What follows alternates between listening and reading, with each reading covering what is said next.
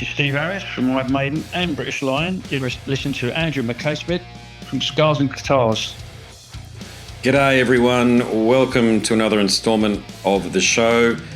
The episode features Richie Kotzen. He is a superb musician, a guitarist par excellence. He's had a career spanning well over 30 years. He's made his mark as a solo artist, but also with bands such as Poison, Mr. Big, the Winery Dogs, and more recently, his partnership with Iron Maiden's great Adrian Smith. Throughout this chat, he discusses his new album, Nomad, his musical evolution, collaborations, and industry experiences. He's got a heck of a tale to tell toward the end of the discussion, so make sure you stick around for that. That certainly opened my eyes. Anyway, we explore the influences behind some of his work and his different approaches to all the projects that he's involved in as well. So here he is, Richie Kotzen. Hey there. Richie, great to have an opportunity to talk to you again after a few years. How are you going? I'm all right. How are you? I'm great. How have I call them the Zoomer grinds, how have they been treating you? Everything's all right. I can't complain. Do you enjoy this aspect of your artistry? What, the interviews? Yeah. I enjoy some of them, most of them, but like it depends on the conversation. Sometimes if you have a proper journalist, then you have a great interview. If you have someone that's just reading, stuff they can get answers from Google, then it gets a little daunting. But it's been fun. Hey, look, the good news, if someone's interested, I should be happy about that, and I am. So there you go. I've got to ask you from the top. My introduction to you was way back in Poison. Do you still get asked about that? Well, not really too much. It's 32 years since I joined the group. Yeah. It's been a while now, isn't it? Yeah. I had a poster of you back in the day. That was all from Guitar You World. did, really? Yeah. There you go. Yeah. I remember that. I was a fan, and then there was the lineup changes, and then you came in, and it was How old are you? 46. All right. Yeah. Cool. Right on. Yeah. There you go. All right. The new album, superb stuff. Is it your best work yet? Remains to be seen, but it's certainly up there, and that's really saying something given the quality of your output recently. So the title Nomad, of course, it suggests wandering and searching. So is that a bit of a concept that you imbued with the music? I mean, naming an album is always the last thing that I do, and sometimes I have a title that is not a song, like Into the Black, by way of example. There's no song on the record called Into the Black, but that's the name of the album. Or, 50 for 50, I don't have a song called that. But then sometimes, there's a song that has a certain kind of significance, and it's fitting to call the album the title of that song. And so for this one, I thought, when I looked at everything that I had written and I sequenced it, and when I did sequence it, I did it in such a way where I was thinking about the old days when I would get vinyl, and I'd have side A, and then I'd go to side B, flip the. And I was looking at the songs, and I came up with a sequence that I really thought made a lot of sense for the compositions that I had written. And I didn't have a name, and then when I was looking at the song titles, that the title Nomad stuck out for some reason. I saw that and I thought, well, that song unto itself is pretty special. It's kind of, it's different than anything I had written in a while. I don't know where the inspiration really came from for that track, but I thought about my life, even now I'm on the road, I spend a lot of time on the road. That's the most literal, but even in a deeper sense of like kind of, I finished something creatively, and then then it's like I always fall into this sort of kind of depression after I finish a song or, an album. It's like all this energy is, expended, and it's like, okay, now what? And so then I start thinking, okay, well, what's next? And that's kind of like a nomad type of a feeling, in the sense of like, moving on, wandering, going to the next phase, the next place. Creatively. So when I looked at everything, I thought, well, that would be a fitting title, and that's how it ended up coming together. But it was not written as like a concept album. I don't want to give the wrong impression. So definitely not, concept thing. Each song is its own thing unto itself.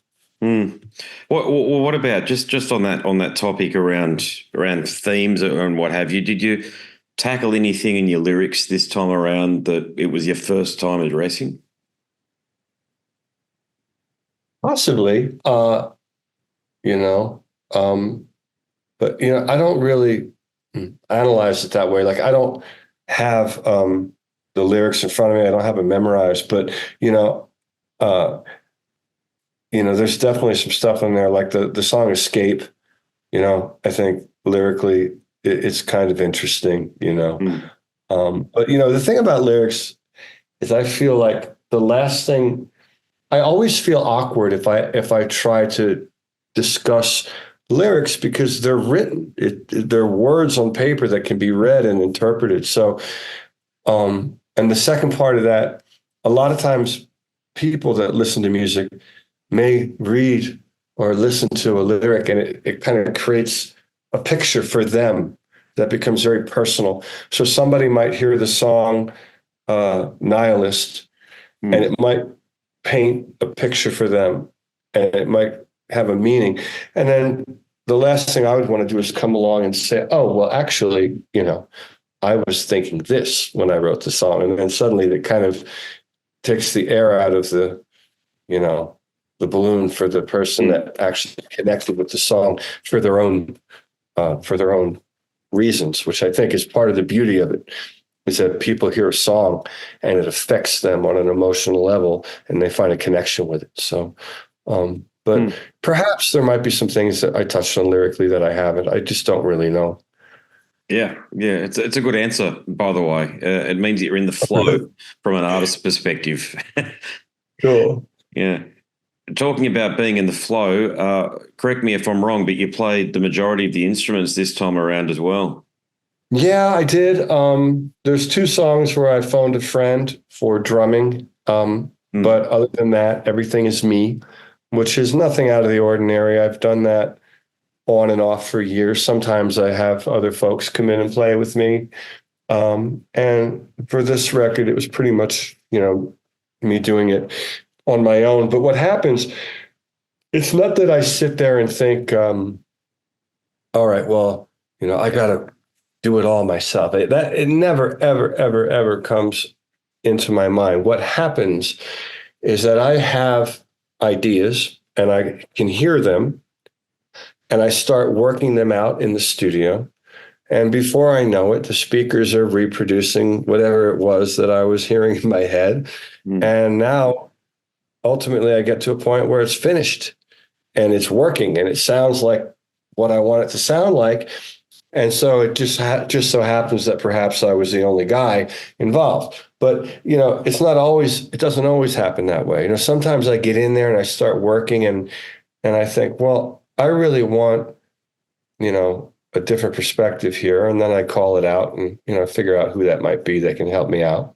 But on this record, it's pretty much me. Okay. Well, the other notable feature, and to fans, okay, they know that, but to the uninitiated, your guitar playing is frankly extraordinary. So I guess my question in and amongst that is, have you ever been asked to do one of those G3 style tours with Vi and Satriani with your playing? I've never been asked. Of course, I would love to, but I know Joe, and we played together for the first time early this year on the Monsters of Rock cruise, and it was great fun. So, you never know. I mean, if they ever put something like that together and thought that I was an appropriate addition, I would be excited to do that. I mean, I grew up listening to those guys, so that would be very much an honor. Copy, yeah. Well, talking about your music, the songs again on the album. Okay, so I understand that Parliament, Curtis Mayfield, and Bad Company, that vibe. Now, it's not the influence or the style, but that vibe features there. But was this the first opportunity you had to dive into that persona of your musicianship? No, I mean, I've been influenced by my influences have been established, in my late teens, and even before then, like in my early days as a young boy. The first concert I ever saw was Stevie Wonder, and I was very young. It was around the time that Talking Book came out, I believe. And then shortly after that, it was George Benson. So the first two major musical impacts were Stevie and George, because that's what I saw them live and I had the albums. And so then shortly thereafter, I went to an Iron Maiden concert. And then it became, oh, wow, there's that, So I've always had this sort of, one side and the other, where one side, very, very influenced by, the artists I just mentioned. And then the other side, I've got the heavier thing like the Black Sabbath and the Iron Maiden and the AC/DC influence, So somehow that created how Richie Kotzen, when I make when I make an album, I'm floating somewhere, which is a real weird pendulum swing. I mean, most people are like one or the other. But I think at the core of it, everything that I do is rooted somewhere in the more Stevie Wonder, George Benson, Parliament Funkadelic, Sly and the Family Stone, Curtis Mayfield. I feel like that is really the real root. I'm way more rooted in that than I am in the metal thing. Like I mean, I don't feel like I'm really rooted at all in the heavy rock thing. I think I just have the tendency to go there because I am a guitar player and I do like, the vibe and the feel of those heavier bands. But I think the foundation for me is the other stuff, and that's probably why my rock thing sounds a bit different than some of the average rockers. Richie, that's a compelling observation, given I obviously come from a certain perspective, which is that I know you through the Poison thing, but I also enjoy your collaboration with Adrian Smith. Oh, yeah. Sure. So, I mean, you mentioned Iron Maiden and you being inspired in that way when you were a young fella by Maiden, and Adrian Smith really is their archetypal guitarist. So allow me to ask, how did yours and actually, first of all, how did you meet Adrian Smith? Okay, well, it's very interesting how we met because it was really by chance. And one night, I've lived in Los Angeles for most of my life. So I would, go out and, socialize in a certain circle.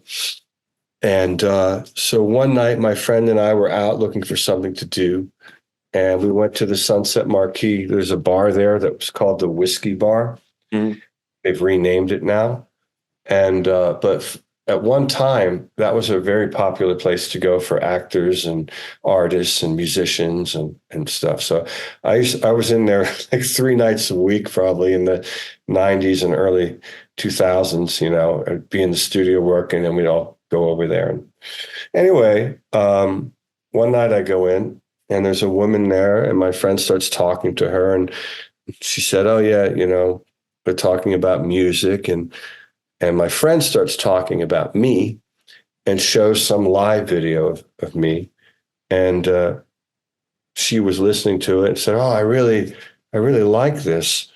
And she said, "My husband's in a band," and then she told us her husband was Adrian, and then I got kind of starstruck, and I'm like, "Oh my God, really?" And so, we became friends And so I met Adrian when he came to town shortly after. And so we were friends. And whenever they would come to LA, we'd get together. And then one night, she had a birthday party, and my wife and I went, and Taylor Hawkins was there, and Robert Trujillo was there, and of course Adrian, and we all went in the music room and we were jamming. Mm-hmm. And then Natalie, Adrian's wife, suggested that Adrian and I get together and maybe try to write a song, And we've already known each other for years, but he came over to my house and then we wrote a couple songs, and it was Scars, it was Running, and one other one. And then we're like, wow, this is kind of cool, And then that's how that first record came together. Okay. Well, in what way or what unexpected creative outcomes came from your union with him? Just the music, I mean, the fact that we connected and were able to write songs and, find space where I feel that where he's well represented as a guitar player, singer, writer, and then that I feel that I'm represented, but, creating something that, neither of us would have done left to our own devices, That's really the takeaway, I guess. So the music, obviously, that's, it's the music, yeah. No, copy, yeah.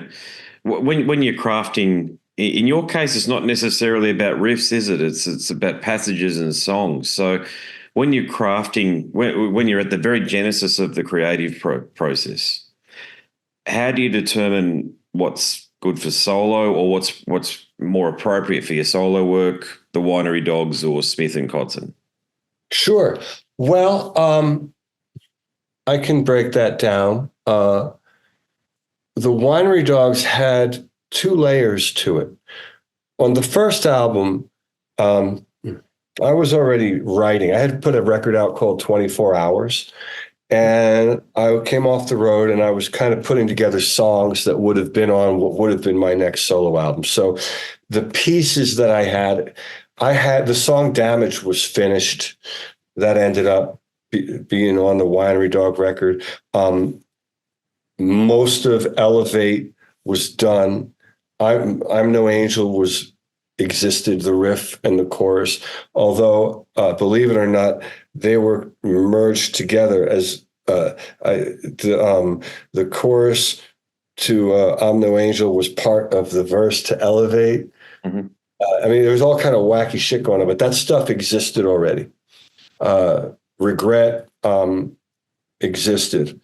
And so I brought that stuff to the table, and then we assembled it, and it became Winery Dog music. In addition to that, the other layer was that we went in a room and on the spot improvised some riffs that I later took and wrote words and melodies to. And then on that first record, there was also a song that Mike took and wrote words to. But there was a little bit of a mixed bag on the first record, to which I brought in stuff that otherwise would have ended up on one of my albums. After doing that, I changed my thought on the situation, and I thought, I don't want to bring in stuff that otherwise would have been written. I'll come to the rehearsal room without anything and see what happens on the spot. Mm-hmm. That way, it really truly is 100% coming out of the influence of the three of us. And so the tact changed so that on the second and third record, with the exception of the song Fire, which I pretty much had assembled, whereas, Billy would play a riff and I'd say, that's cool, let's write a song off of that. So we would assemble an arrangement that we would create together. And then I would then take that by myself and write lyrics and melodies and turn those pieces into completed compositions, which actually took quite a lot of time. The first process of making, of writing the music of it, we did that in a few weeks. But the process to come up with subject matter, lyrics, melodies, and all that took months. It's not, just doesn't drop out of the sky. With the Smith-Kotzen stuff, it's a little bit different because Adrian would come in with an incomplete song and I would finish it, or I would come in with an incomplete song and he would help me finish it. So there was a little bit more of that sort of, well, I've got this. What do you have? Well, I have this, with the Smith-Kotzen stuff.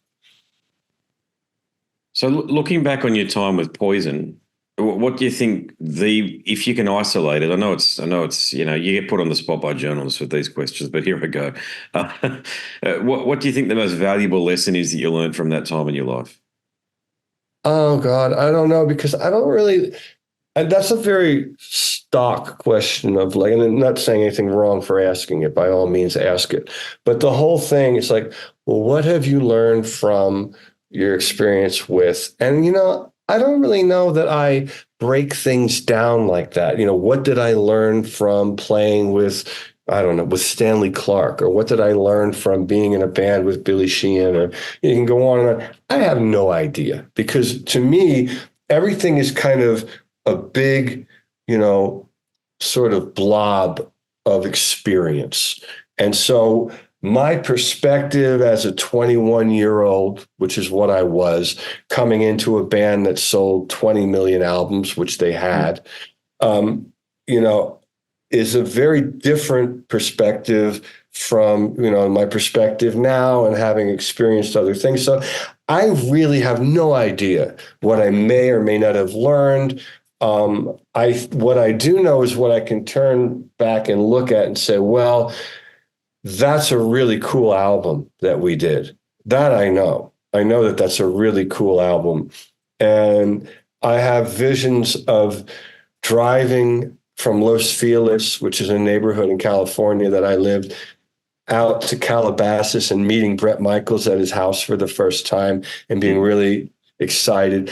I have the whole script of how I ended up in that band, which is very bizarre because no one really knows it. I mean, I was signed to a major recording contract and it went awry, it went south, and suddenly it was suggested that I go meet with him because they were interested in meeting me. I wasn't looking to join a band. I've never had the fantasy of joining a band, even as a kid. I always had the idea of, looking at a David Bowie or a Prince and like, oh, I want to be a solo act. I want to be an artist.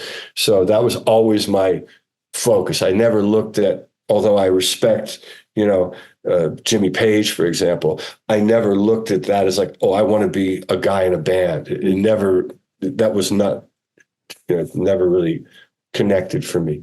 I wanted to be someone that wrote and played his songs, like kind of like Bob Dylan, so what did I learn? What didn't I learn? Who knows? Who cares? I am where I am. And, I'm very thankful that I've made my life surviving on my music. So whatever I did, whatever mistakes I made, whatever things I did right, they all kind of connect into this sort of sphere that keeps rolling forward and has me in a pretty good spot at 54 years old. Yeah, you're not wrong. Yeah. I've got to play. I choose to play. It's one of the, I play bass, but I also sing about, half a dozen to a dozen songs each night when I'm playing in a covers band. And one of them is I see your bass there. Yeah. Yeah. The bass, and I hammer them out on the acoustic, the singing stuff on the acoustic, and then play them on the sing them on the bass. It's just my method of doing it, my process. But Talk Dirty to Me, I actually sing and play that song. Is that I know that's not one you wrote, but you had to play it, probably 100 times or so when you're in the group. Have you ever revisited some of that old material in your current format? Not only have I not revisited it, I mean, I didn't write the But I mean, there's songs that I wrote that I haven't revisited. You know, something that happens to me that's very comical is like I'll be at a meet and greet and someone will say, "Oh, you know, your song, Break It All Down is one of my favorite songs." And I'm like, I have a song called Break It All Down. And then I'm like, oh, wow. I mean, it's like, my first record came out in '89 and I averaged an album a year. In 1999, there's 4 albums that came out of original compositions with my name on it. One with Mr. Big, one with Stanley Clarke, and 2 solo. So, dude, I don't know. I only know what I'm doing today at this point. That's the only thing I know. You know, the past is the past, and it led me to where I am, I suppose. But beyond that, I don't pay it too much mind. Your creativity is a very fast-moving river, isn't it? Well, when it moves, it is. You know, I'll tell you something. There's a lot of time that goes by where I don't do anything musical. And I mean months where I don't even pick the guitar up. And then suddenly I get an idea and then it's like, okay, it's on. And I go in the studio and literally turn on the gear and start rolling. And, you know, when I recorded 50 for 50, it was like that. I got into this momentum of like I was waking up at 3 a.m, going in the studio, and then work when the sun's coming up, go to bed at noon. I mean, just crazy shit was going on. But anytime that I was awake, I had ideas coming and going, and it was fun. It's great. I love that. That's the ultimate thing for me, is that creative process. I love that more than any aspect of what I do. I love it more than performing, you know, more than, you know, playing, practicing. You know, just when I have an idea and I can sit down and, you know, I use the same phrase all the time, but it's so accurate. When I can get what's in here to come out of the speakers, that's what I live for. I love that. I mean, as far as what I live for creatively, there's other elements to life, of course, but when it comes to music, that's the part of it that I love. Copy. Yep. Have you got another chat coming up in a minute or two's time at 9 o'clock my time? Yeah, you got about 3 minutes. Bummer. All right. Well, I'll let you. I'll ask one more question and then I'll let you head off. But I'm an author and I've ghostwritten biographies for musicians. Please tell me yours is coming out at some point, or you've got designs on one. I have no interest in it, and I have so many crazy stories. It's funny. There's stories, and many of them involve celebrities, because I moved to LA at a very young age, and I moved to LA with a major recording contract with major people in the business. So I was in all these scenarios very quickly with very well-known people, very established. And, you know, it never fails at a barbecue at my house. I'll remember a crazy story, and people are always like, "Oh my God, I can't believe that happened," blah, blah, blah. But for whatever reason, I don't know. I don't feel the need to do that. I don't feel, maybe one day I will, you know, I'll tell the story about the time that Stevie Nicks, you know, gave me a tour of her house and it ended in the bedroom. And I was very young. But in general, I don't have the desire to, and I didn't sleep with her, by the way. I didn't. I've got all kinds of stories, but I just don't have the desire to write a book, talk about it. You know, they're my stories. Indeed, yeah.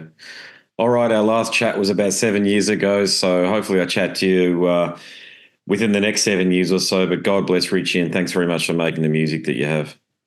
Awesome, thank you. Well, there you have it, a chat with Richie Kotzen. And what about that, hey? That bit of that story about Stevie Nicks, bloody Stevie Nicks. I've seen her in concert. Magical singer, but has led a very chaotic life, no doubt. All right, there are many more conversations with musicians from the world of hard rock, extreme metal, and beyond at scarsandguitars.com. Or if you're on YouTube, I know convenience rules these days, so whatever platform you're listening to this, to this episode via whether it be Spotify, Apple Music, or YouTube, Podbean. I'm going to try to get back into Rumble at some point when I can be bothered, because I'd love to take the show offline from YouTube, because YouTube are a pack of fucking pricks. Alphabet Inc. Bloody censorious arseholes. But anyway, a story for another day.